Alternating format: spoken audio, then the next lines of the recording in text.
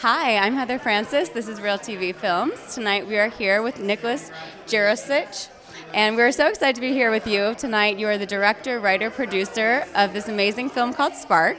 So congratulations on your feature debut tonight. I wanted to know what initially sparked your project and where this came about, and tell us a little bit about it. I like your word choice to use spark. That's very clever. So this film essentially is inspired by me for a long period of time. I wouldn't make the best dating choices in my life. In fact, I would make the same one over and over and over again. And so I recognize this pattern in myself as well as other people. So I decided to explore this idea of essentially fear of intimacy, why people do this, what happens to them when they do this, and really try to dive into that as much as I possibly could. I love that. It's so true. Sometimes we can feel like we're in Groundhog Day.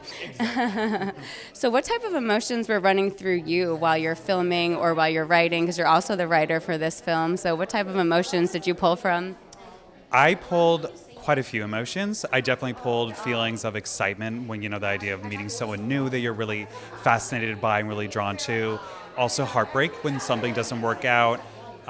Frustration, fear. There was a whole range of emotions that I used when I was writing this, directing this, and editing it. I can imagine that was quite a journey. Now, this is a totally new, awesome genre that we're having. We don't have enough of it. Can you tell us what it's been like to get your feedback from people that you've shared the film with? Yeah, so people have been really excited to see a time loop movie that has a little bit more of a genre twist. Typically, time loop movies, which are excellent, like Palm Springs, Groundhog Day, etc. They're typically romantic comedies, but this one has a little bit more of a darker psychological twist. So people have really responded to that and really been excited by that. And also people have been really thrilled to see a couple of transmasculine characters seen on screen engaging in romantic relationships with each other. Hey, that's fantastic. Now, this film does explore, like you said, the passion and toxicity. Now, what message do you hope that your audience would take away from it? I think what I would like my audience to take away is like what I took away when I started writing this project is self-awareness, being self-aware of like our choices. And when you understand yourself more, you can start to break your patterns, make different choices, and lead yourself in a healthier direction in life. So that's what I hope this film does for people. Seems like you have a lot of amazing messages coming through here.